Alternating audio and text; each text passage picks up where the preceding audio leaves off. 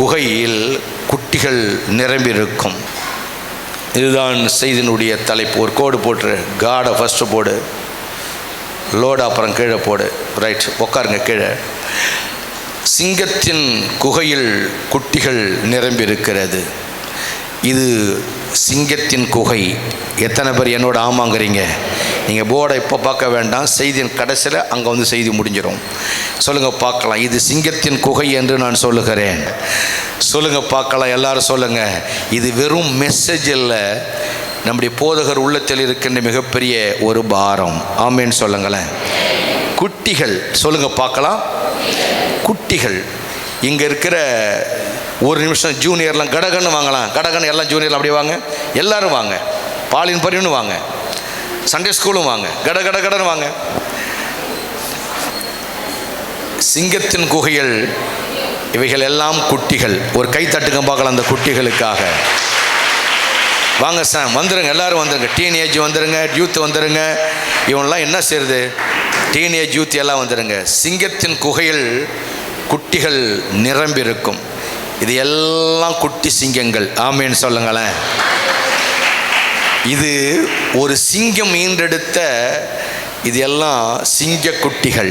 ஆமேன்னு சொல்லுங்களேன். இவங்களை பார்த்து சிங்க குட்டிகள் சொல்லுங்க பார்க்கலாம். ஒரு மனிதனுக்கு ஒரு மனுஷிக்கு ஒரு குட்டி பிறந்தால் அதை நாம் என்னன்னு சொல்லுவோம்? அதை பிள்ளைன்னு சொல்லுவோம். அப்படி தானே? பிள்ளைன்னு சொல்லுவோம். ஆடு ஒரு குட்டி போட்டால் என்னன்னு சொல்லுவோம்? குட்டின்னு சொல்லுவோம். இது செய்தி அல்ல, ஒரு ஒரு உங்கள் மெய்ப்பனுடைய மனபாரம். கடைசி காலத்தில் வந்திருக்கிறோம். விதவிதமான செய்திகளை நான் பேசியிருக்கிறேன், பல ரகத்தில் பேசியிருக்கிறேன். நாளும் கடைசி நாட்களிலே உங்களோடு நான் சொல்ல வேண்டிய சில காரியங்களை மனதார சொல்லுகிறேன். ஆடு போட்டால் குட்டி, மாடு போட்டால் கன்று. கௌதாரி என்ன செய்யும்? கௌதாரி குட்டி போடுமா, முட்டை போடுமா? கௌதாரி முட்டை போடும். திமிங்கலம் என்ன செய்யும்? திமிங்கலமும் ஒரு குட்டியை போடும். ஒரு விதை என்ன செய்யும்? இன்னொரு விதையை உண்டாக்கும், அது செடியாக மரமாக மாறும். ஒரு மரம் என்ன செய்யும்? ஒரு மரம் இன்னொரு செடியை இலவிட்டால் ஒரு கிளையை நிச்சயம் உண்டாக்கும். மான் என்ன செய்யும்? மான் குட்டி போடும். கரடி என்ன செய்யும்? குட்டி போடும். ஸ்திரீகள் என்ன செய்வார்கள்? பிள்ளைகளை பெற்றெடுப்பார்கள். இதுதான் யதார்த்தம். இதுதான் யதார்த்தம். திமிங்கலம், அதாவது கௌதாரி முட்டை போடும். எரேமியா 17:11 இருக்கிறது. எரேமியா புஸ்தகம் 17:11 கௌதாரி முட்டை போடுமா. நீங்கள் என்ன பாருங்கள், என்ன மட்டும் பாருங்கள். இது மெசேஜ் இல்லை, உங்களுக்கு கொடுக்கக்கூடிய ஒரு அழுத்தம். இது ஒரு பாரம். கௌதாரி முட்டை போடும், திமிங்கலம் குட்டி போடும். புலம்பல் புஸ்தகத்தில் 4ஆம் அதிகாரத்தில் இது இருக்கிறது. திமிங்கலம் குட்டி போடும். யோவேல் புஸ்தகம் 1:17 ஒரு விதை அது செடியாக மாறும். யோபு புஸ்தகம் 19:10 ஒரு செடி, ஒரு மரம் இந்த பூமியில் சாட்சியாக அடையாளமாக நிற்கும். அதனால தான் வீடுகளில் போனால் கல்யாணத்துக்கு மரக்கன்றுகளை கொடுப்பார்கள். மரம் ஒரு மனிதனுடைய அடையாளம். அது இன்னார் கொடுத்த மரங்க இது. அந்த இடத்துல ஒரு பலாக்கன்று ஒரு வாழை மரம் வச்சுருக்கிறோம். ஒரு முறை நான் காரைக்கால் போனப்போ அது அடையாளமாக வாங்கி அதை வச்சேன். அது ரெண்டுமே நல்லா இருக்குது. வாழை தார் போட்டுடுச்சு. எரேமியா 14:5 மான் குட்டி போடும். இதெல்லாம் பைபிளில் இருக்கிற காரியங்கள். மானும் குட்டி போடும். ஓசியா 13:8 கரடி குட்டி போடும். புலம்பல் 4:10 பெண்களும் பிள்ளைகளை ஈன்றெடுப்பார்கள். குட்டி என்றால் என்ன? குட்டி என்றால் என்ன? அது எம்ப்ராயோ அப்படிங்கிற ஒரு வார்த்தை. ஆங்கிலத்தில் கரு. எல்லாம் சொல்லுங்கள் பார்க்கலாம். குட்டி என்பது என்ன? கரு. வயிற்றில் கருவாய் மாறி அது குட்டியாக வெளியே வருகிறது. ஏசாயா 10:14 நிறைய முட்டை போட்டு கிடக்கு. பெரும்பாலும் முட்டைகளெல்லாம் இப்படி தான் இருக்கும். வெண்மையாக தான் இருக்கும், வெண்மையான முட்டைகள். பைபிளில் இப்படி ஒரு தியானம், நிறைய முட்டை போட்டு கிடக்கு. அந்த வார்த்தையை படிக்கிறேன் பாருங்க. ஒரு குருவி கூட்டை கண்டுபிடிக்கிறது போல, ஒரு குருவி கூட்டை கண்டுபிடிக்கிறது போல என் கை, கர்த்தர் சொல்றாரு, என் கை ஜனங்களின் ஆஸ்தியை கண்டுபிடித்தது. விட்டுவிடப்பட்ட முட்டைகளை வாரிக்கொள்வது போல. முட்டையிலே என்ன முட்டையா? விட்டு விடுகிற முட்டை. எல்லாம் சொல்லுங்க பார்க்கும். முட்டையிட்டால் அந்த எந்த பறவை முட்டையிடுகிறதோ அது ஒரு சேஃபில் வச்சிருக்கும். ஆனால் இந்த முட்டைக்கு என்ன விளக்கம் பைபிள் சொல்லுகிறது? விட்டுவிடப்பட்ட முட்டைகளை வாரிக்கொள்வது போல பூமியெங்கும் நான் வாரிக்கொண்டேன், ஒருவரும் சட்டைகளை அசைக்கவில்லை. ஒருத்த கூட ஐயோ இது ஏன் முட்டை ஏன் முட்டைன்னு ஒரு பறவை கூட சொல்லலையாம். இது ஏன் முட்டைன்னு ஒரு பறவை கூட சொல்லலை. ஆனால் வாரிக்கொள்ளுகிற அளவுக்கு முட்டை கிடக்கிறது, வாரிக்கொள்ளுகிற அளவுக்கு முட்டை கிடக்கிறது. ஒரு சட்டையும் அசைவதும் இல்லை, வாயை திறக்கிறதும் இல்லை, கீச்சு என்று சத்தமிடுவதும் இல்லை என்று சொல்லுகிறான். உங்களுக்கு தெரியுமா? கீச்சுன்னு சத்தமிடும் பறவை எத்தனை பேருக்கு ஞாபகம் இருக்கு? நீங்கள் ஒன்றும் இல்லை, நீங்கள் கவுதாரி காடையெல்லாம் பார்க்க வேண்டாம். நம்ம வீட்டு கோழி முட்டை விட்டு உக்காந்துருக்கும், நீ அதை தொட்ட என்ன செய்யும்? கீச்சுன்னு சத்தம் போடும். அதான் பைபிளில் போட்டிருக்க பாரு. முட்டை அப்படியே வாரிக்கொள்ளுகிற அளவுக்கு கிடக்குது. அந்த முட்டையை நான் அப்படியே போய் அள்ளுறேன். கர்த்தர் சொல்றாரு, ஒரு சட்டையும் மறல, ஒரே ஒரு பறவை கூட கீச்சுன்னு சத்தமிடலை என்று சொல்லுகிறான். அப்பனா என்ன அர்த்தம்? முட்டையை போட்ட அந்த பறவைக்கு முட்டையை நிறையா போட தெரியுது, அந்த முட்டையை அடைகாக்க, அந்த முட்டையை பாதுகாக்க தெரியவில்லை. ஒரு தாய் பறவையினுடைய சிறப்பின் மரியாதை என்ன தெரியுமா? ஒரு தாய் பறவையினுடைய ரோசம் என்ன தெரியுமா? ஒரு தாய் பறவையினுடைய ஒரிஜினல் அந்த வைராக்கியம், உணர்வு, பக்தி என்ன தெரியுமா? தான் விட்ட முட்டையை அடைகாப்பதுதான் ஒரு தாயினுடைய வீரியம். ஆமென். தான் விட்ட முட்டையை அடைகாக்க வேண்டும். ஆனால் ஏசாயா 10:14 சொல்லுகிறது, அதை கண்டுபிடித்தேன், விட்டுவிடப்பட்ட முட்டைகளை வாரிக்கொள்வது போல. விட்டுவிடப்பட்ட முட்டைகள் நிறையா நீங்கள் முட்டை விட்டுருக்கீங்க. அந்த முட்டை எங்கே இருக்குது தெரியுமா? சிங்கத்தின் கெபில் அல்ல, எங்கோ கிடக்கிறது, எங்கோ கிடக்கிறது. அந்த முட்டையை மாடு மிரிக்குதா? அந்த முட்டையை மாட்டுக்காரன் எடுத்து பொறிச்சு சாப்பிட்றானா? அந்த முட்டையை பசங்க எடுத்து விளையாடுறானா? நீங்கள் விட்ட முட்டை தான், நீங்கள் விட்ட முட்டை. பைபிள் எப்படி சொல்லுத பாருங்க. அப்படி கீச்சுன்னு சத்தம் விட வேண்டாமா? ஒரு உயிருள்ள கோழி, தாய்க்கோழி, ஒரு உயிருள்ள தாய்க்கோழி என் முட்டையை தொட்டால் கீச்சுங்கும். கொஞ்சம் அப்படி தூக்கி அந்த முட்டையை பார்க்கலான்னா அடை வச்சவனே ஒரு கொத்த நறுக்குன்னு கொத்திரும். ஐயோ இந்த கோழி கொத்திருச்சும்பாங்க. அதான் உயிரோட்டம் உள்ள தாய். என் முட்டையை தொட்டால் நான் கொத்துவேன், என் முட்டையை தொட்டால் நான் கத்துவேன். எத்தனை பேர் ஆமாங்கிறீங்க? பைபிள் சொல்லுகிறது, கீச்சு என்று சத்தமிடுவதும் இல்லை என்று சொல்லுகிறான். ஏன் அவ்வளவு முட்டையை விட்டு அந்த தாய் முட்டையை அடைகாக்காமல், குஞ்சு பொரிக்காமல் விட்டு போனது ஏன் தெரியுமா? அந்த முட்டைக்குள்ளே கரு இல்லை. கரு இருந்திருந்தால் அந்த முட்டைகள் எல்லாம் வெடித்து உயிரோட்டமாக வளர்ந்து வந்திருக்கும். அந்த முட்டை தினமும் ஒரு மாற்றத்துக்குள்ளே வந்திருக்கும். ஒரு குறிப்பிட்ட நாள் வரை முட்டையிட்டு அப்படியே கடந்த அந்த முட்டை, அதில் உயிர் இருக்குமா, கரு இருக்குமா? கரு செதஞ்சிருக்குமா? கரு செதஞ்சிரும். அடைகாக்கலைன்னா செதஞ்சிரும். இப்போ ஒன்றும் இல்லை, நம்ம வீட்டில் கோழி முட்டை விட்டால் ரொம்ப நாள் உக்காந்துருக்கு, மாற்றம் இல்லை, குஞ்சு வரல. அம்மா தின்னு 50 நாளாச்சே தூக்கி பார்ப்பாங்க, கூட்டு வராது. அப்புறம் பார்த்தா 2 நாள் கழிச்சு 2 குஞ்சு வந்துருக்கும். ஆமாம் தானே தாய்களே? உடனே அந்த முட்டையை எடுத்து அந்த அம்மா எடுத்து என்ன செய்வாங்க? அப்படி ஆட்டி பார்ப்பான். அது என்ன செய்யும்? கடன்னு ஆடும். கடன்னு ஆடுதுனாலே, சில ஆடுதுனாலே அது கூ முட்டை. இப்போ நல்ல முட்டை சைலண்டாக இருக்கும். இந்த கடமுடான்னு ஆடுதை பற்றியா, கடமுடான்னு அது கருவிழந்து விட்டது, செயலிழந்து விட்டது, அது தன்மை இழந்து விட்டது. இப்படி ஆட்டி பார்ப்பாங்க. பார்க்குறாரு ஆண்டவர், கீச்சின்னு சத்தமிட ஒன்றுமில்லை. ஏன் அப்படின்னா அதற்கு உயிரும் இல்லை, அதுக்கு கருவும் இல்லை, முட்டையிட்ட கோழிக்கு உயிரும் இல்லை, உணர்வும் இல்லை. இதுதான் இந்த குட்டி என்று சொல்வது. என்ன, எதை குட்டி என்கிறோம்? குட்டி என்பது என்ன தெரியுமா? அது ஒரு வரைபடம். எல்லாம் சொல்லுங்க பார்க்கலாம். குட்டி என்பது என்ன? குட்டி என்பது அது ஒரு நகல். ஆமென். பின்னாடி அபிமன்யு வந்திருக்கிறார் சர்ச்சுக்கு. ஜெரால்டு இருக்கிறாரா? வாங்க. அவர் பேர் அபிமன்யு, அவங்க அப்பா பேர் கண்ணன்.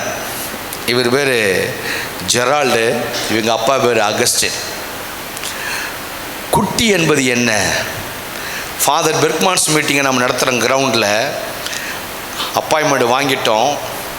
இங்கே உள்ள பாஸ்டர்கள்லாம் நான் கேதர் பண்ணுறேன். எல்லா பாஸ்டர் சொன்ன வார்த்தை என்ன தெரியுமா? பாஸ்டர், பெரிய ஒரு அப்பாயின்மெண்ட்டை நீங்கள் வாங்கிட்டீங்க, எப்படி இந்த மீட்டிங் நடத்துவீங்க?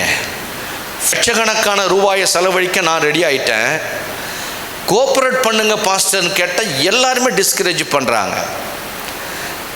அடுத்த ஸ்டெப்பு நான் எடுத்தேன். சர்ச்சில் ஒரு ஆலோசனை கூட்டம் போட்டு முதல்ல கண்ணன் அவர்களை கூப்பிட்டேன், அகஸ்டின் அவங்களை கூப்பிட்டேன். கண்ணன்னா அபிமன்யுடைய அப்பா.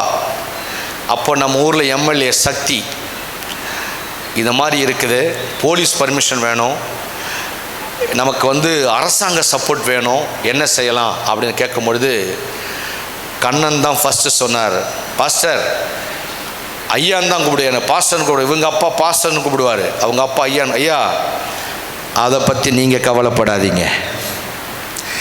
இப்போ தாங்க நீங்கள் கை தட்டணும். அதை பற்றி நீங்கள் கவலைப்படாதீங்க. எம்எல்ஏ சக்தி நான் சொன்ன கேட்பாங்க, அவங்கள நான் பிடிக்கிறேன், போலீஸ் பர்மிஷன் நான் வாங்குகிறேன், பந்தோபஸ்து நான் வாங்குகிறேன், சீர்காழி முழுவதும் கண்ட இடத்துல ஃப்ளக்ஸை நம்ம வைக்கிறோம். நம்ம ஃப்ளக்ஸை சீர்காழியில் ஒருத்தன் தொட மாட்டான். இந்த மீட்டிங்கை நடத்தி முடிக்கிறேன் ஐயா. சொன்னது யார் தெரியுமா? சீர்காழியில் இருக்கிற பாதிரி தெருவில் அபியருடைய அப்பா. பாஸ்டர், நான் அவரோட நானும் போகிறேன் பாஸ்டர். 2 பேர் தான் போகிறாங்க, கூட யார் போனீங்க ஞாபகம் இல்லை. நேராக போய் சக்தி எம்எல்ஏ பார்த்துட்டு வராங்க. வர வழியிலே இவங்க அப்பா கீழே விழுந்து அடிபட்டுட்டார். வர வழியிலே அடிபட்டார். முதல் மீட்டிங் ஸ்டார்ட் ஆகிற முதல் எம்எல்ஏ பார்க்க போகிறோம். இவர் பைக்கு கீழே விழுந்து, அகஸ்டினுடைய பைக்கு கீழே விழுந்து கால் முறிஞ்சு ஹாஸ்பிட்டலுக்கு போயிட்டார். எனக்கு துருவங்களாக இருந்து எனக்கு தோள் கொடுத்த அந்த 2 மாமனிதனும் இன்னைக்கு பூமியில் சபையில் உயிரோடு இல்லை, உயிரோடு இல்லை. நீங்கள் நினைக்கிறீங்களே, சிரிக்கிறான் போதகன், நடமாடுகிறான் போதகன், ஆனால் அந்த உள்ளத்துக்குள்ள அந்த வலி, அந்த வேதனை. எனக்கு இவ்வளோ பெரிய நிர்வாகத்திற்கு வலிமையான 2 பேரை நான் இழந்துட்டேன். ஆனால் குட்டி என்பது என்ன? அதனுடைய நகல், அதனுடைய ஜெராக்ஸ். அவர்கள் வெறுமையாய் போகவில்லை, அவங்களுடைய நகலை இங்கே நிறுத்திவிட்டு தான் போயிருக்கிறார்கள். நல்ல கையை தட்டி கர்த்தருக்கு ஸ்தோத்திரம். இதான் நகல், இதான் நகல். குட்டி என்பது என்ன? குட்டி என்றால் தன்னை போல் இன்னொன்றை உருவாக்குவது. குட்டி என்றால் என்ன? உன்னை போல் இன்னொரு நகலை எடுத்து காண்பிப்பது. இந்தாங்க ஒரு ஜெராக்ஸ் எடுத்துருவாங்க அப்படின்னா என்ன பொருள்? ஒன்றை போல் இன்னொன்றை உருவாக்கி நிறுத்துவது. இதுதான் குட்டி. உயிரோட்டம் உள்ளவன் இங்கே நகலை விட்டு சென்றிருக்கிறான். உயிரோட்டமா இயேசுவை நம்பினவன் இந்த சபைக்குள்ளே எனக்கு பிறகு என் நகல் இங்கே இருக்கும். உயிரோட்டம் உள்ளவன் எனக்கு பிறகு என்னுடைய ஜெராக்ஸ் இங்கே இருக்கும். நான் இல்லை, எனக்கு பிறகு என்னுடைய ஜெராக்ஸ் இந்த சபையிலே நிற்கும். எனக்கு இந்த செய்தியை விளக்க தெரியல, அதனால தான் அவங்க 2 பேரையும் கூப்பிட்டேன். இதுதான் வரைபடம், ப்ளூ பிரிண்ட்டும்பாங்க ஆங்கிலம். ஆமேன்னு சொல்லுங்களேன். அப்போ குட்டி என்பது என்ன? நீ எந்த குட்டியை போட போகிறாய், என்ன செய்ய போகிறாய், 5 ஆண்டுகளுக்கு பிறகு 10 ஆண்டுகளுக்கு பிறகு உன் குடும்பத்தில் உன் பிள்ளைகளுடைய வாழ்க்கையில் எந்த மாற்றம் வரப்போகிறது என்பதை நீ வரைபடம் போட்டு ப்ளூ பிரிண்ட் கையில் இருக்க வேண்டும். கையை அசைச்சு ஒரு அலையலியா சொல்லுங்களேன். இன்ஜினியருங்கெல்லாம் பழைய கட்டடத்தை உடைச்சி எடுப்பான். ஐயோ வீட்டை இடிச்சிட்டானேன்னு பார்ப்பாங்க. கட்டடத்தை தான் இடிப்பான். அடுத்தது எந்த கட்டடம் கட்ட போகிறோங்கிற ப்ளூ பிரிண்ட் அவன் கையில் இருக்கும். எத்தனை பேர் ஆமாங்கிறீங்க? இன்றைக்கி ஊழியத்துக்கு போகிற அநேகர் ஏன் தெரியுமா ஊழியத்தை மிஸ் பண்ணிடுறான்? ஊழியத்துக்கு போகிறவன் எப்படி போகிறான் தெரியுமா? ப்ளூ பிரிண்ட் இல்லாமல் போகிறான், பிளான் இல்லாமல் போகிறான், யாரோ ஒருவனை நம்பி போகிறான். நேற்று சாயங்காலம் ஒரு செய்தி கொடுத்தேன். நீ குதிரையில் நம்பி போகிற, குதிரை ஒரு நாள் கவுத்து விட்டு ஓடிடும். ஆனால் உன் கையில் ஒரு ப்ளூ பிரிண்ட் இருந்துச்சுன்னா அந்த ப்ளூ பிரிண்ட் வரும் நாட்களில் உன்னை மாளிகையிலே உட்கார வைத்து விடும். அப்படி என்றால் குட்டி என்பது என்ன? அது ஒரு வரைபடம், ப்ளூ பிரிண்ட், தரிசனம், விஷன். அது தேவன் தரும் சுமை. ப்ளூ பிரிண்ட் என்பது சாதாரண விஷயம் இல்லை. அப்துல் கலாம் ஐயா சொல்லுவார், நீ தூங்கும் பொழுது வருவதில்ல சொப்பனம், உன்னை தூங்க விடாமல் அடிப்பது தான் சொப்பனம். சுமை என்பது என்ன தெரியுமா? அது ஒரு தரிசனம். என் லக்கை யாரோ திருடுகிறானே, என் தரிசனத்தை யாரோ உரசுகிறானே, என்னுடைய ஆசையை யாரே ஒருவன் திருடுகிறானே, என் நேர்கோட்டில் போகிற என்னை யாரோ ஒருவன் டேன் பண்ணுகிறானே, என்னுடைய சொத்தை யாரே ஒருவன் அபகரிக்க முயற்சிக்கிறானே, ஏதோ என் வட்டத்தில் ஒரு குழப்பம் நடக்கிறதே என்று நினைக்க நினைக்க நினைக்க தூக்கம் போகும். இதுதான் தரிசனம். ஆமேன்னு சொல்லுங்களேன். அதாவது அது சுமை என்பது 2 விதம். ஒன்று டிவைன் சுமை, தெய்வீக சுமை, தெய்வீக பாரம். சாதிக்க முடியவில்லையே, இழந்து விட்டனே, எப்படி சாதிப்பேனோ, எப்படி ஜெயிப்பேனோ, இது டிவைன் சுமை. இது லோடு, இது டிவைன் லோடு, தெய்வீக சுமை. இன்னொரு சுமை கட்டி. அது எல்லாம் சொல்லுங்க பார்க்கும். கட்டி, தேவையில்லாத சுமை அது. ஆனால் ஒரு தரிசனம் உள்ளவனுக்கு ஒரு தரிசனத்தின் சுமை இருக்க வேண்டும். கையை அசைச்சு ஒரு ஆமேன்னு சொல்லுங்களேன். ஒரு தரிசனத்தின் சுமை இருக்க வேண்டும். தேவன் தருகிற சுமை என்பது அது ஒரு பாரம். ஆமேன்னு சொல்லுங்களேன். அது தெய்வீகமான சுமை. ஏன் இவைகளால் ஒரு சந்ததியை எழுப்ப முடியவில்லை? ஏற்கனவே சொல்லிட்டு தீக்குருவி, மான், இப்படிப்பட்ட பறவைகளால் ஏன் ஒரு சந்ததியை உருவாக்க முடியவில்லை? இதுதான் உங்களுக்கு நான் கொடுக்கிற செய்தியினுடைய நோக்கம். உங்களுக்கு ஒரு 6 காரியங்களை சொல்லி நான் முடித்து விடுகிறேன். ஒன்று, தீக்குருவியால் ஒரு சந்ததியை உருவாக்க முடியாது. என்ன கவனிங்க, தீக்குருவியால் ஒரு சந்ததியை உருவாக்க முடியாது. குருவிதான், தீக்குருவி. பைபிளில் யோபு புஸ்தகத்தில் 39:15-16 போடப்பட்டு இருக்கிறது.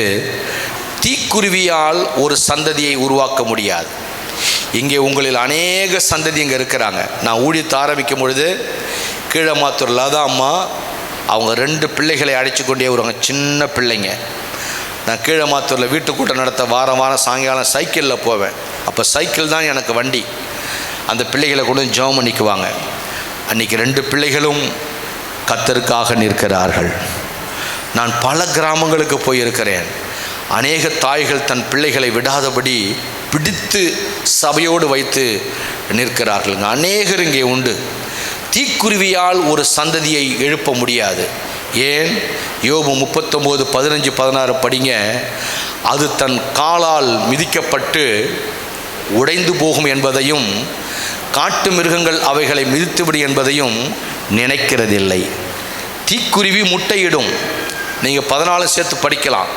என்ன பாருங்கள், என்ன கவனிங்க ப்ளீஸ். எல்லா குருவியும் முட்டை விடும், தீக்குருவியும் முட்டை விடும்.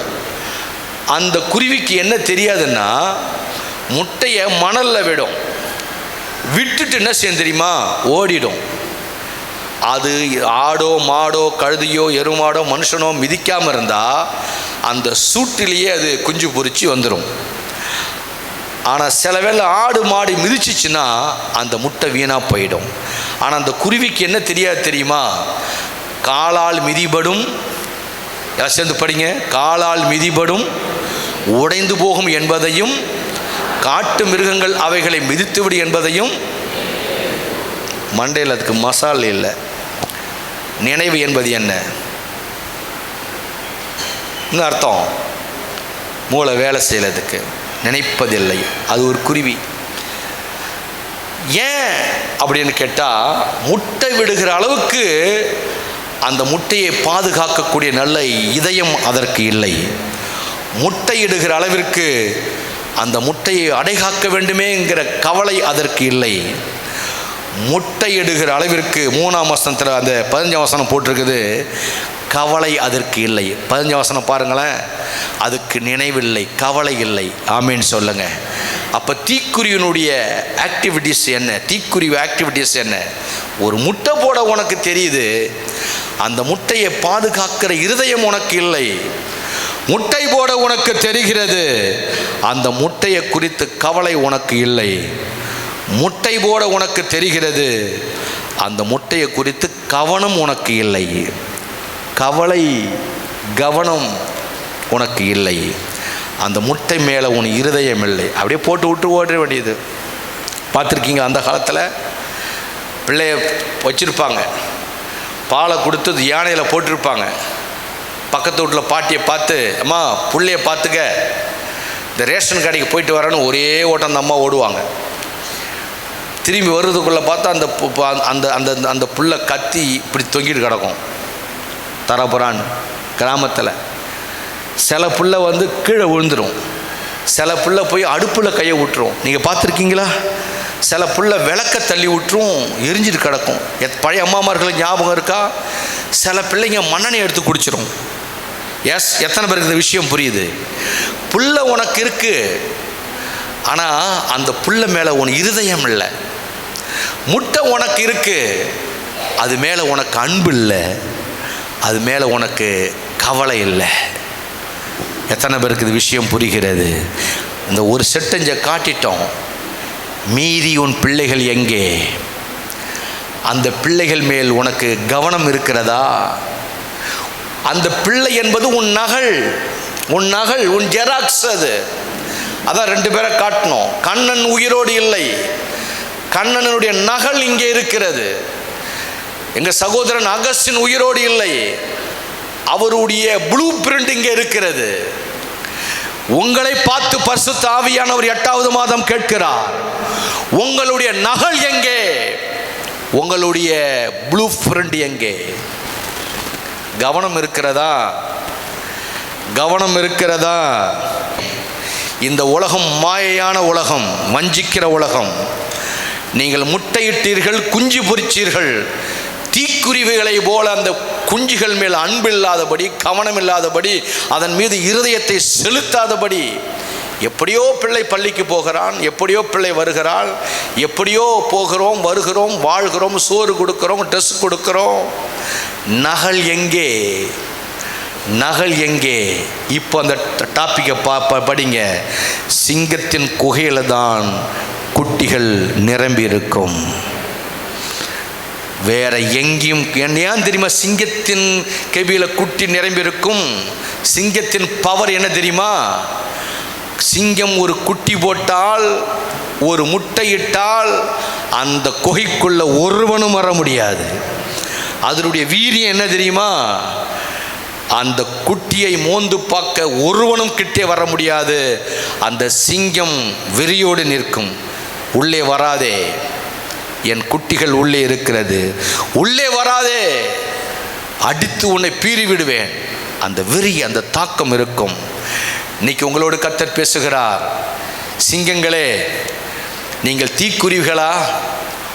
உங்கள் முட்டைகள் எங்கே? உங்கள் குஞ்சுகள் எங்கே? உங்கள் குஞ்சுகள் எங்கே? உங்கள் முட்டைகள் எங்கே? ஆடு மிதிக்கிறது, மாடு மிதிக்கிறது, மனுஷன் எடுக்கிறான். நீ விட்ட முட்டையை யாரோ ஒரு மனிதன் எடுக்கிறான், யாரோ ஒருவன் பாலியல் சீண்டலை சீண்டுகிறான். உன் பிள்ளையை யாரோ ஒருவன் கன்னத்தை பிடித்து கிள்ளுகிறான், நீ எங்கே இருக்கிறாய்? ஆனால் சிங்கத்தின் குட்டிகளை எவனும் தொட முடியாது. எத்தனை பேருக்கு கர்த்தர் பேசிக்கொண்டு இருக்கிறார்? முட்டையை இழந்து விட்டால் இந்த சமுதாயத்தில் உனக்கு மரியாதை கிடையாது. பாஸ்டர் பால் பெரிய வீரியமான ஆளுன்னு பேசிக்கலாம் 4 பேர். நாளைக்கு நான் ரோட்டில் போகிறேன், ஒரு பிஜேபிக்காரன் என்னை கண்டந்துண்டமாக வெட்டுறான். நாளைக்கு ரோட்டில் போகிறேன், ஒரு ஆர்எஸ்காரன் பெட்ரோலை ஊற்றி கொளுத்துறான், தொலைஞ்சாண்டா ஆள், தொலைஞ்சாண்டா அப்படிங்கிறான். தொலைஞ்சிட்டா பாலியல் பொருள் ஏஞ்சி நில்லுங்களேன், 2 பேர் ஏஞ்சி நில்லுங்க. ஒருவன் தொலைந்தான், 2 நகல்களை விட்டு தான் போகிறான். 2 நகல்களை விட்டு போகிறான். ஒன்றை தான் நீ எரிக்க முடியும், ஒன்றை தான் நீ கண்டந்துண்டமாய் வெட்ட முடியும், ஒன்றை தான் நீ விபத்துக்குள்ளாக்க முடியும். ஆடு 8 அடினா குட்டி 16 அடி பாயும், 2 32 அடி பாயும். நகலை விட்டு செல்ல வேண்டும். இது எனக்காக சொல்லவில்லை, என் அன்பு தாய்மார்களுக்கு சொல்லுகிறேன், உட்காருங்கள். என் அன்பு தகப்பன்மார்களுக்கு சொல்லுகிறேன், உங்கள் நகல் எங்கே? நீங்கள் ஒரு தீக்குருவி போல முட்டையிட்டு எங்கோ உன் பிள்ளைகளை விட்டு நீங்கள் வந்து ஜம்பமாக எங்கே சேரையில் அமர்ந்திருக்கிறீர்கள். 1 நாள் 2 நாள் அல்ல, ஆண்டு கணக்காக அமர்ந்திருக்கிறீர்கள். கவலை இல்லாதபடி. தெய்வீகம் இல்லை பிள்ளைகளுக்கு, பரலோகத்தை பற்றி பிள்ளைகளுக்கு ஒன்றும் தெரியவில்லை. பாவம், நீதி, அநியாயத்தை குறித்து எதுவும் தெரியவில்லை. உலகத்தோடு உலகமாய் ஓடுகிறது, தீக்குருவி முட்டையிட்டது போல. அடுத்த ஒரு குருவி கவுதாரி. எல்லாம் சொல்லுங்க பார்க்கலாம். கவுதாரி சந்ததியை எழுப்ப முடியாது. ஏன்? கவுதாரிக்கு பொறுமை இல்லை. எரேமியா புஸ்தகம் 17:1, எரேமியா 17:1 அதற்கு பொறுமை இல்லை. ஒரு குட்டியை வளர்த்து எடுக்க வேண்டும் என்றால் அதற்கு என்ன தேவைப்படுகிறது? பொறுமை தேவைப்படுகிறது. ஆமேன்னு சொல்லுங்களேன். ஒரு குட்டியை வளர்த்து எடுக்க பொறுமை ரொம்ப அவசியம். எரேமியா 17:11 அநியாயமாய் ஐஸ்வர்யத்தை சம்பாதிக்கிறவன் முட்டையிட்டு அவயம் காத்தும். எல்லாம் சொல்லுங்க. இங்கே பாருங்க, தீக்குருவி முட்டையிட்டு அவயம் காக்காது, ஓடிவிடும். முட்டையை போட்டு ஓடிடும். அது ஒரு ஜாதி. இங்கே அப்படிப்பட்ட சில ஜாதி இங்கே இருக்கீங்க. அதுக்காக தான் நான் முதலே சொன்னேன், இது உங்கள் சபை, நான் உங்கள் போதகர், நம்முடைய சபை. இன்னும் ஒரு ஜாதி இருக்கு, முட்டையிட்டு அவயம் காத்தும் குஞ்சு பொரிக்காமல் போகிற கவுதாரி. சொல்லுங்க பார்க்கும். முட்டை போடும், திரும்ப சொல்லுங்களேன், அப்புறம் என்ன செய்யும்? அவையும் காக்கும். அந்த குஞ்சு வெளியே வர நேரம் பார்த்து பறக்குன்னு ஓடிடும். சில கோழி பார்த்துருக்கீங்க, நம்ம ஊரில் கோழியை பார்த்துருக்கீங்களா? முட்டை மட்டும்தான் போடும், வலை வைக்க வராது அது. அப்போ என்ன பண்ணுவாங்க? இதை தூக்கி கொண்டு இன்னொரு கோழியில் வைப்பாங்க. இது ஒரு ஜாதி. முட்டையிடும் குஞ்சு பொரிக்காமல் போகிற கவுதாரி. இந்த கவுதாரியால் இனப்பெருக்கம் பண்ண முடியாது. ஏன்னா அதுக்கு என்ன இல்லை? பொறுமை இல்லை. எல்லாம் சொல்லுங்க பார்க்கும். இந்த கவுதாரிக்கு என்ன பிரச்சனைன்னு கேட்டால் பொறுமை பத்தாது. இது கவுதாரி இது. ஆமேன்னு சொல்லுங்களேன். இந்த கவுதாரியினுடைய ஸ்பெஷல் என்ன? முட்டையிடும், அவயம் காக்கும், குஞ்சு பொரிக்காமல் போய்விடும். ஏன் அப்படின்னா அவசரம். எல்லாம் சொல்லுங்க பார்க்கும். எல்லாம் திரும்ப சொல்லுங்க. இது செய்தி அல்ல, இது செய்தி அல்ல. முதல் வாரத்தில் உங்களை கத்தர் சிந்தையை திருப்பி போடுகிறார். இந்த கவுதாரி ஏன் இனப்பெருக்கம் செய்ய முடியலன்னா அவசரம். மூணாவது ஒன்று ஒரு சந்ததி இருக்குது. மூன்றாவது ஒன்று இருக்குது, செடி. யோபு சொல்கிறாரு, என்னை கத்தர் ஒரு செடியை போல பிடிங்கிட்டார். யோபு 19:10 படித்து பார்த்தீங்கன்னா, ஒரு செடியை போல கத்தர் என்னை பிடுங்கி விட்டார். ஒரு செடியை போல பிடுங்கிட்டார் கத்தர் யோபுவை. சொல்கிறார் அவரே வாயால் அந்த வார்த்தையை படிங்க. யோபு 19:10 ஒரு செடி பிடுங்கிறது போல கத்தர் என்னை பிடுங்கிட்டார்.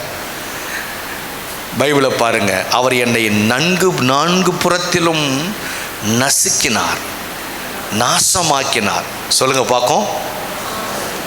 திரும்ப சொல்லுங்க. ஒரு மனுஷனை ஒரு கடவுள் ஒரு பக்கம் நாசமாக்கலாம். தாய்மார்கள் கவனிக்கிறீங்களா? தகப்பன்மார் கவனிக்கிறீங்களா?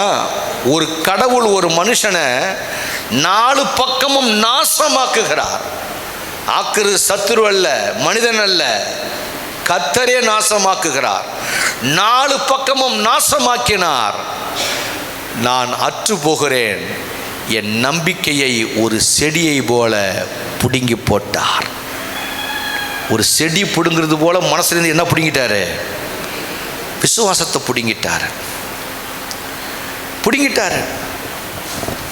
ஒரு மனுஷனுக்கு இருக்கிற ஒரு பெரிய பலன் என்ன தெரியுமா? விசுவாசம் தானே, நம்பிக்கை தானே. எத்தனை பேர் ஆமாங்கிறீங்க? நம்பிக்கை தான் ஒரு மனுஷனுக்கான பலனே. நான் உங்களை நம்புகிறேன். இங்கே ஒரு 120 குடும்பம் இருக்கிறாங்க, நம்புகிறேன். நீங்கள் என்னை நம்புறீங்க. எனக்கு ஒரு போதகர் இருக்கிறார், சாதாரணவர் அல்ல. சிங்கத்தின் கெபிகுலிய குட்டிகளை வைத்து பாதுகாப்பது போல ஒரு பெரிய ஒரு பால சிங்கம் இருக்கிறது. அவர்தான் என்னுடைய போதகர். தன் உயிரை கொடுத்தாலும் என்ன மீட்டெடுக்கக்கூடியவருங்கிற நம்பிக்கை உங்களுக்கு இருக்கிறது. அந்த நம்பிக்கையை பிடுங்கி விட்டார். நம்பிக்கை பிடுங்கினா என்ன ஆகும்? ஒரு பலசாலி என்ன பண்ணுவான் தெரியுமா? பிடுங்கிட்டாரா, இனிமே ஒன்றும் இல்லை, ஓகே அப்படின்ட்டு அமைதி ஆகிடுவான். யோபு அதில் ஸ்டாண்டர்டாக நின்னா. அதுக்கு என்ன அர்த்தம் தெரியுமா? ஒரு குட்டியை ஈன்றெடுக்கிறவனுக்கு தேவன் அனுமதிக்கிற சோதனையை சகிக்கிற பலன் தேவை. எத்தனை பேர் கையை உயர்த்தி ஆமாங்கிறீங்க? பக்கத்தில் கையை பிடிச்சி, தேவன் அனுமதிக்கிற சோதனையில் நீ நிற்க வேண்டும். அது வெறும் சோதனை தான், அது வெறும் சோதனை தான். 4 புறமும் கர்த்தர் நெருக்குகிறார். உன் நம்பிக்கையை பிடுங்குகிறார் என்றால் அதோடு உன் வரலாறு முடிந்ததல்ல. அது வெறும் சோதனை, டெம்டேஷன், அவ்வளவுதான். அது உனக்கு ஒரு டெஸ்ட், அவ்வளவுதான். உடனே கர்த்தர் நம்மளை அழிச்சிட மாட்டார். அதிலையும் யோபு பொறுமையாக இருந்தபடியினாலே அவன் இரட்டத்தனையான ஆசீர்வாதத்தை பெற்றான். 4வது, மானால் ஒரு சந்ததியை எழுப்ப முடியாது. நான் செய்தியை முடிக்கப் போகிறேன். மானால் ஒரு சந்ததியை எழுப்ப முடியாது. எரேமியா 14:5 எடுத்துக்கொள்ளுங்க. மானால் ஒரு சந்ததியை எழுப்ப முடியாது. எரேமியா 14:5. ஏன் அப்படின்னா, மான் ஒரு குட்டியை போட்டுட்டு ஓடிடுமா. ஒரு மானால் ஒரு சந்ததியை உருவாக்க முடியாது. வசந்த படிங்கெல்லாம் சேர்ந்து, வெளிமான் பெண்மானும், வெளியின் பெண்மானும், எல்லா மானும் இல்லை, மானில் பல ரகம் இருக்கிறது. வெளியின் பெண்மானும் குட்டி போட்டு, எல்லாம் சொல்லுங்க. முதல்ல என்ன சொன்னோம்? முட்டை போட்டு ஓடிடும். கௌதாரி என்ன பண்ணிடும்? அடை காத்து குஞ்சு பொறிக்கிறதுக்குள்ளே ஓடிடும். யோபு வாழ்க்கையில் செடி இருக்கும், அதை பிடுங்கி போட்டால் முடிஞ்சிச்சுன்னு நினச்சிக்கிட்டு ஓடலை, ஸ்ட்ராங்காக நின்னார். அதனால தான் யோபு சந்ததி இன்றைக்கும் பூமியில் வாழறான், பொறுமையாக இருந்ததுனால.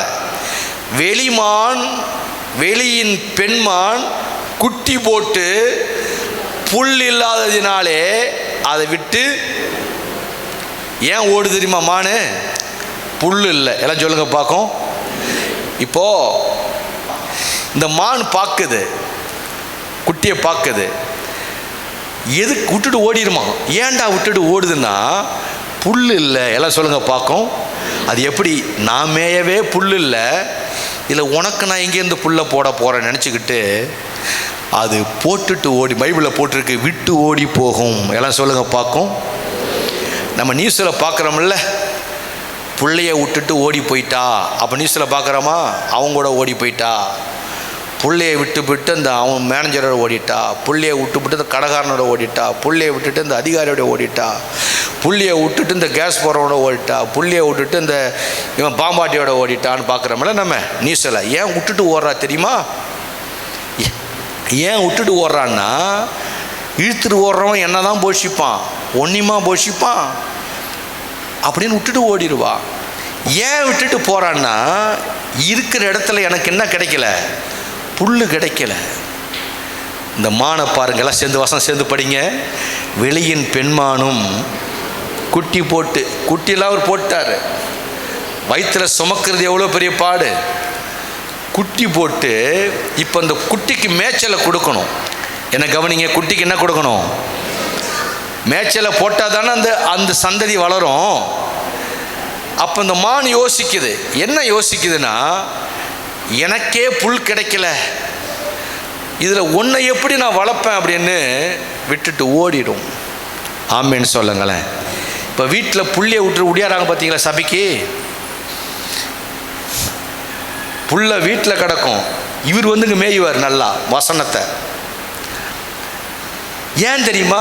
டே நானே பிரச்சனையில் ஓடுறேன், இவர் இங்கே வசனத்தை நல்லா மேய்ஞ்சிக்கிட்டு இருப்பார். இங்கே வந்து புள்ளைக்கு என்ன கிடைக்காது?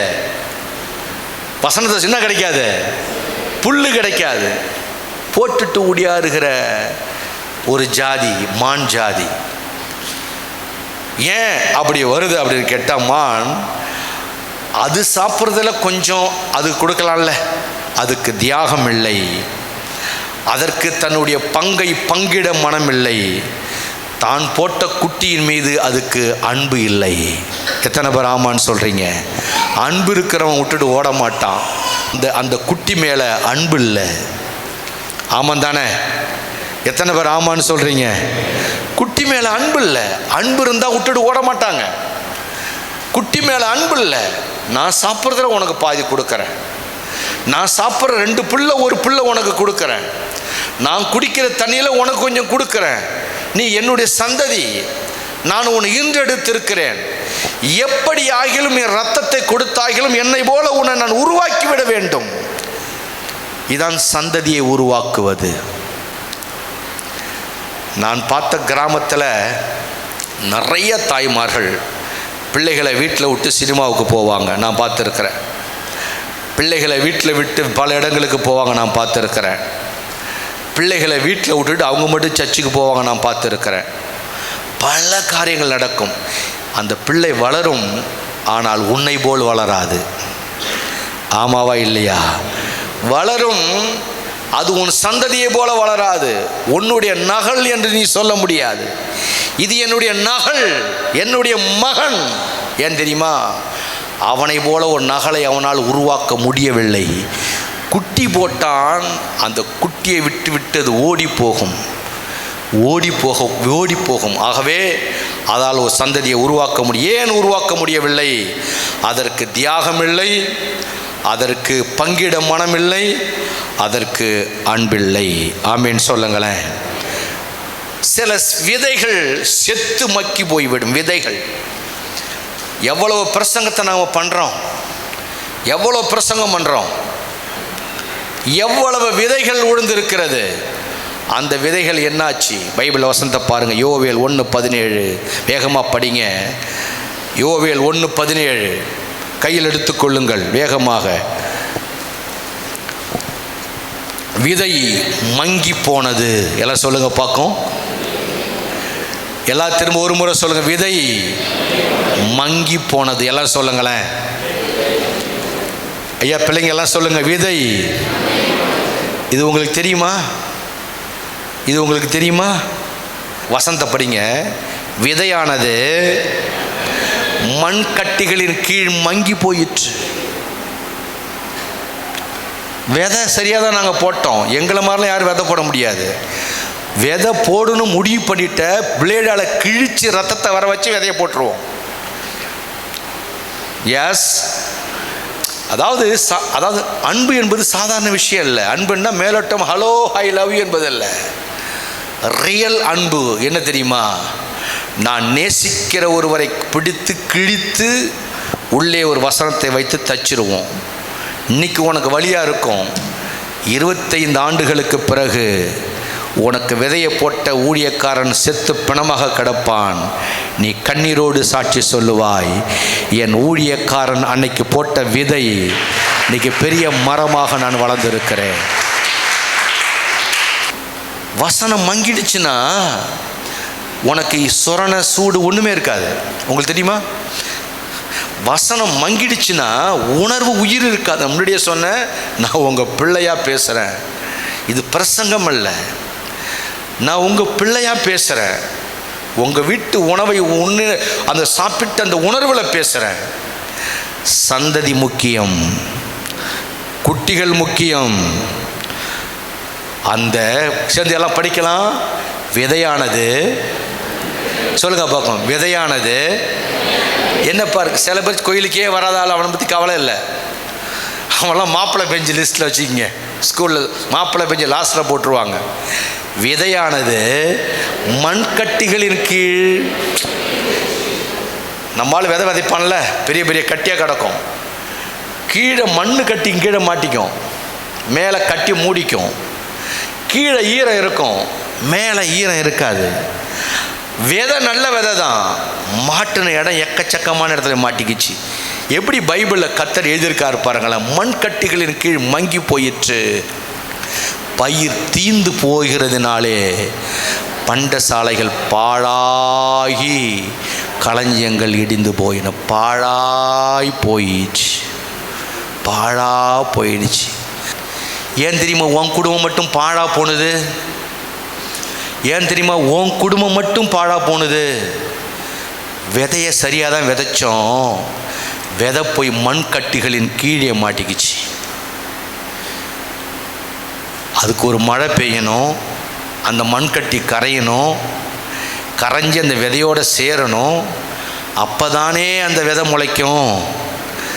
விதையை கொண்ட கீழே போட்டுட்ட, மண்ணு கட்டி தூக்கி மேலே வச்சுக்கிட்ட.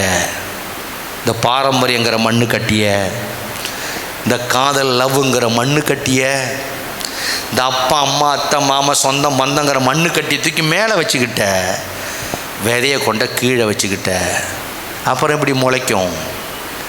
அதனால தான் 1வது சங்கீதத்தில் கர்த்தர் கரெக்டாக சொல்கிறார், துன்மார்க்கனுடைய ஆலோசனை, பாவிகளுடைய வழி. திருச்சபையே மண்ணு கட்டி தூக்கி மேலே வச்சுக்கிட்ட, உள்ளே இருக்கிற விதை நல்லா சேர்த்து ஒரு முறை படிங்க, மங்கி போய்விடும். ஆமேன். மங்கி போய்விடும்.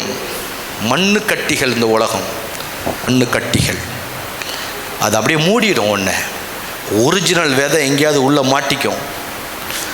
விதை மறைந்து விட்டால், மண்ணு கட்டி மறைந்து விட்டால் ஆட்டோமேட்டிக்கலாகவே அது தீந்து போய் பண்டசாலைகள்.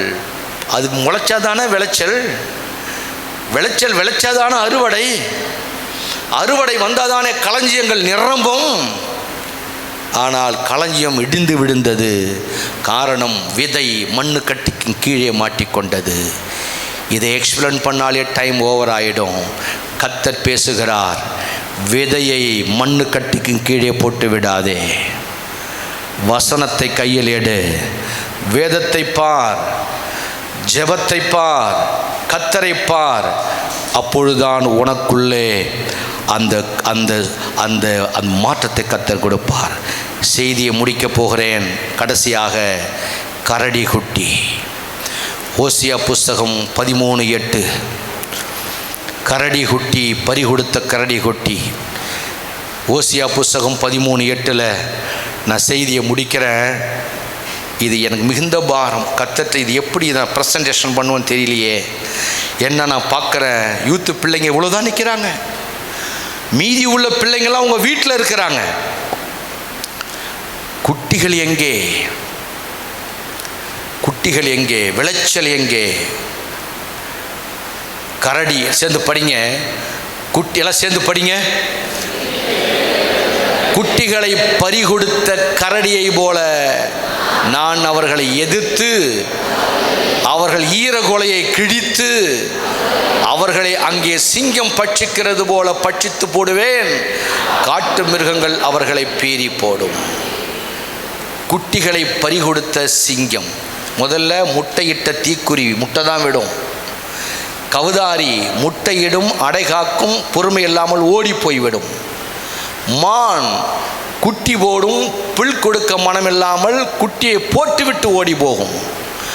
ஆனால் கரடி அப்படி அல்ல, கரடி அப்படி அல்ல, பறிகொடுத்ததாம். ஆமேன் சொல்லுங்களேன்.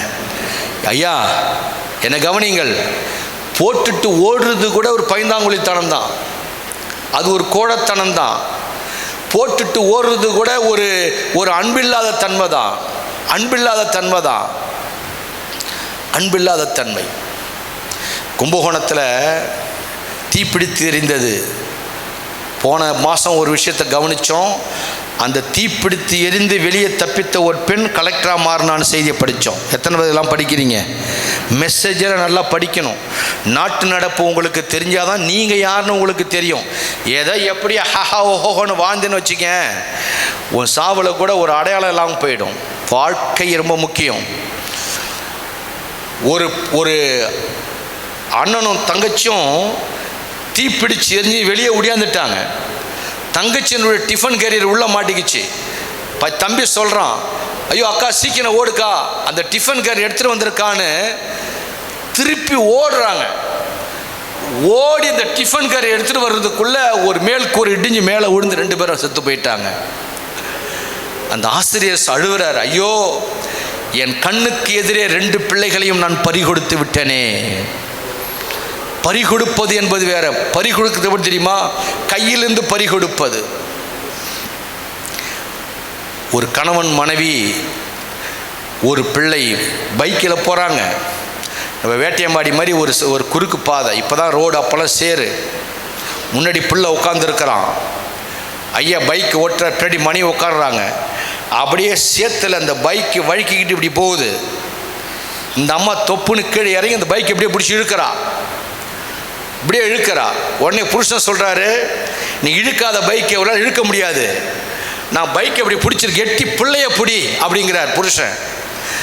ஒரு கையால் பைக்கை இழுத்து பிடிச்சி எட்டி பிள்ளைய அப்படி இழுத்துட்டு பைக்கை விட்டுட்டா.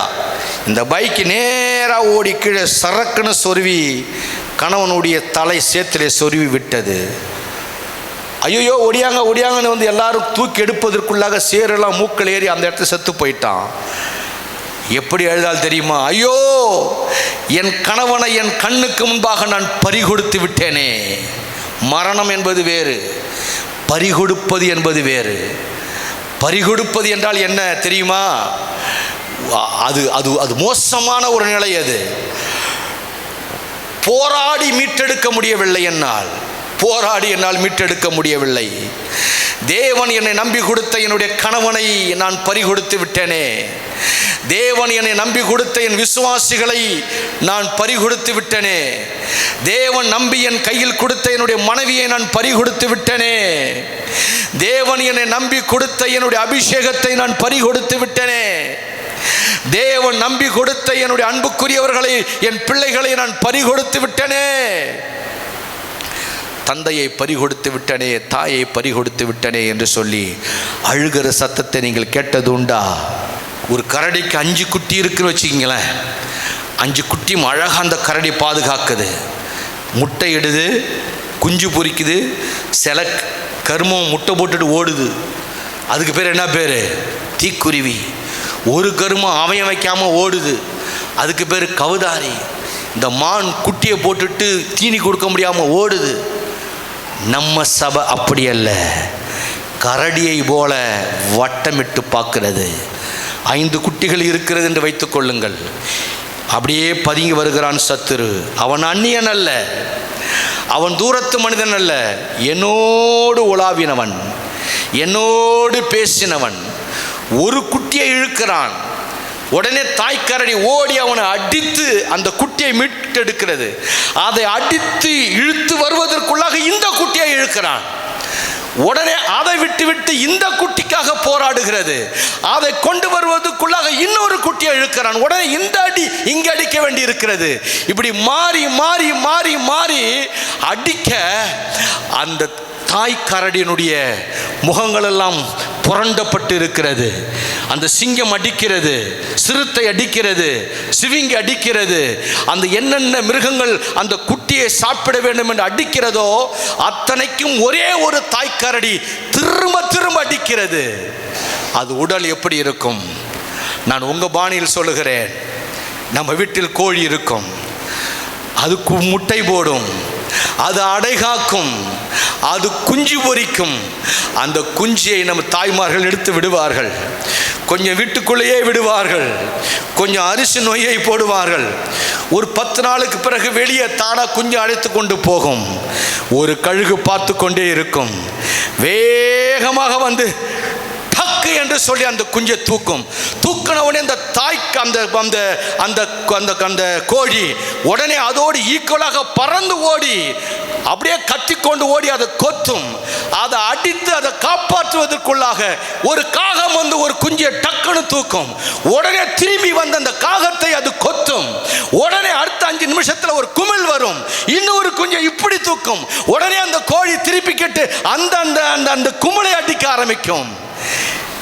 திருப்பி வருவதற்குள்ளாக அந்த காகம் அந்த கோழியை ஒரு கொத்து கொத்தி விடும். இதை காப்பாற்றினால் கழுகு கொத்தும், இதை காப்பாற்றினால் குமிழு கொத்தும். நாமும் சேர்ந்து கத்துவோமே தவிர அந்த குஞ்சுகளை எல்லாம் பறி கொடுத்து விட்டு கடைசியாக அந்த கோழி இரத்தத்தோடு கொத்து வாங்கி அப்படியே பரிதபித்து நிற்கும். பாருங்களேன், எத்தனை பேர் இந்த காட்சியை பார்த்துருக்கீங்க? எத்தனை பேர் இந்த காட்சியை பார்த்துருக்கீங்க? இதுதான் குட்டியை பறிகொடுத்த கரடியின் நிலை. இந்த நிலையை ஒரு முறை அனுபவித்தவன் நான். அடிமேல அடிபட்டு அந்த கரடியினுடைய முகம் எப்படி இருக்குன்னு தெரியுமா? எதிரி புரண்டிருப்பான். சண்டை, நீயா நானா சண்டை, முதுகெல்லாம் கோடு கோடாக இருக்கும், காயமாக இருக்கும்.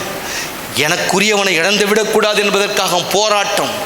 அந்த குஞ்சுகளுக்காக போராடி, உங்களுக்கு சொல்லுகிறேன், நீங்களும் காத்திருங்கள், இழந்ததை மீண்டும் பெற முடியும். கரடியை போல போராடுங்கள். உங்களுக்கு எத்தனை காயங்கள் ஏற்பட்டாலும் நீங்கள் இழந்ததை கர்த்தர் திரும்ப உங்களுக்கு கொண்டு வருவார்.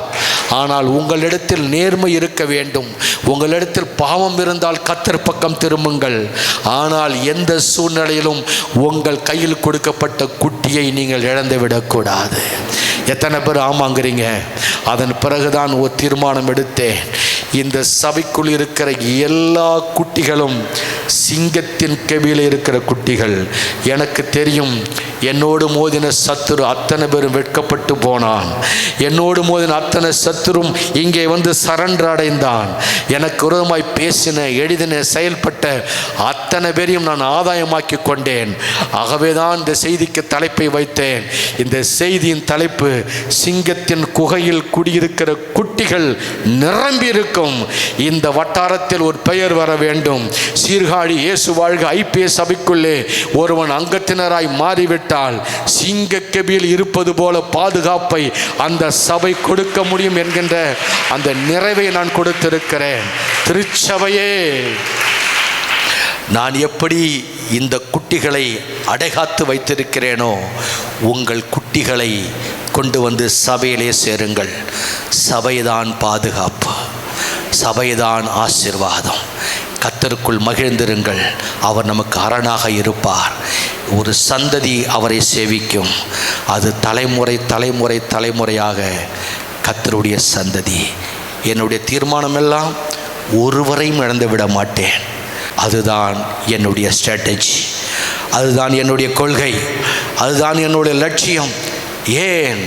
குட்டியை பறிகொடுத்து அடி வாங்கினவன் நான். எனக்கு தெரியும் இந்த அடி என்னவென்று. இந்த சபையிலே சில தகப்பன்மார்கள் நகல்களை விட்டு போயிருக்கிறார்கள். உங்களுக்கு நான் சொல்லுகிறேன், உங்கள் பிள்ளைகள் எங்கே? உங்கள் பிள்ளைகளை ஆலயத்துக்குள்ளே கொண்டு வாருங்கள். சிங்கத்தின் பாதுகாப்புக்குள்ளே, சிங்கத்தின் குகைக்குள்ளே உங்கள் பிள்ளைகள் சுகமாய் தங்கியிருப்பார்கள். எழுந்து நிற்கலாமா? தேவ சமூகத்தில் இது செய்தியாக இல்லை, மனம் திறந்து உங்களோடு நான் பேசின வார்த்தை. சில விதைகள் மங்கி போன விதைகள் ஊரெல்லாம் அலையும். அதை நீங்கள் மனதிலே வைத்து கொள்ளக்கூடாது. உன் பிள்ளைகள் உனக்கு முக்கியம். தயவு செய்து தேவ சமூகத்தில் நின்று உங்களை ஒப்புக்கொடுங்கள். நீங்களும் என்னை போல பல விதங்கள் அடிபட்டு இருக்கலாம். நீங்கள் பல விதங்களில் பல இழப்புகளை சந்தித்திருக்கலாம். கணவனை இழந்திருக்கலாம், மனைவியை இழந்திருக்கலாம், உடைமைகளை இழந்திருக்கலாம், எதை வேணாலும் நீங்கள் இழந்திருக்கலாம். இனி நீங்கள் எதையும் இழக்க வேண்டிய அவசியமில்லை. உங்கள் உள்ளத்தில் காயங்கள் இருக்கிறதா? நானும் அப்படிதான் பாஸ்டர், பல காயங்களை பெற்றிருக்கிறேன். என் மகனை விட்டுடக்கூடாது, என் உறவுகளை விட்டுடக்கூடாது, என் சபையை விட்டுடக்கூடாது, என் போதகரை விட்டுடக்கூடாதுன்னு நானும் கரடியை போல பல அடிகளை பெற்றிருக்கிறேன். அப்படின்னா நீ ஒரு வெற்றியாளன். நீ போராடி தோற்று போனாய். நீ போராடிதானே தோற்று போனாய். நீ ஒன்றும் சோம்பலாய் என்று தோற்று போகவில்லையே. மீட்டெடுக்க எவ்வளவோ நீ போராடினாய்.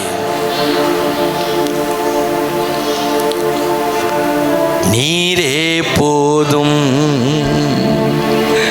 நீரே போதும், நீரே போதும் இயேசுவே, நீரே போதும், நீரே போதும், நீரே போதும் இயேசுவே. சிங்கத்தின் பிள்ளையாய் என்னை மாற்றினீ, சாத்தானை ஜெயித்திட பலனளித்தீ. சிங்கத்தின் பிள்ளையாய் என்னை மாற்றினீ, சாத்தானை ஜெயித்திட பலனளித்தீ. நீரே போதும், நீரே போதும், நீரே போதும் இயேசுவே, நீரே போதும், நீரே போதும், நீரே போதும் இயேசுவே. அம்மா, ஐயா, நீ தீக்குருவியை போல முட்டைப்பட்டு ஓடிடாத. உன் பிள்ளைகளை ஆடு மாடு மிதிச்சு வீணா போயிடும். நீ கௌதாரியை போல அடைகாக்க பொறுமை இல்லாமல் ஓடிடாத. நீ மானை போல மான் குட்டியை போட்டுட்டு ஓடிடும். நீ ஓடாத. நீ கரடியை போல உன் குட்டிகளை பாதுகாக்க போராடு. எத்தனை அடி விழுந்தாலும் விடாமல் போராடு. நீ ஒரு சிங்கம், நீ ஒரு சிங்கம். நீ உன் குகையில் உன் குட்டி பாதுகாப்பாக இருக்க வேண்டும்.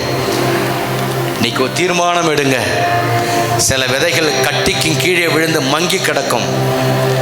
அதோட ஜாயின் பண்ணாத. அது புண்ணியம் இல்லாத விதை. அது புருஷனை ரெடி பண்ண முடியல, பிள்ளையை ரெடி பண்ண முடியல, விதை காஞ்சி ஒன்றுக்கும் புண்ணியம் இல்லை. அதை சும்மா ஒப்புக்கு சப்பானியை வச்சுக்க, அவ்வளவுதான். உன் பிள்ளையை விட்டு விடாதே. இன்னைக்கு தீர்மானம் எடு.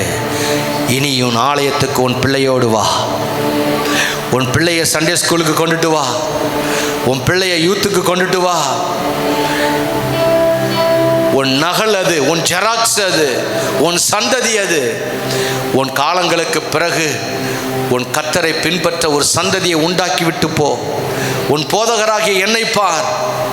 எனக்கு தெரியும், என் காலங்களுக்கு பிறகு இயேசு வாழ்க சபையில் இருக்கிற 120 குடும்பமும் என்னை போலவே பிரகாசிப்பார்கள். என்னை விட பலமாக பிரகாசிப்பார்கள், பலமாக பிரகாசிப்பார்கள். தகப்பனுடைய மகிழ்ச்சி குடும்பத்திலே உண்டாகட்டும். இயேசுவின் நாமத்தில் பிதாவே, ஆமென், ஆமென்.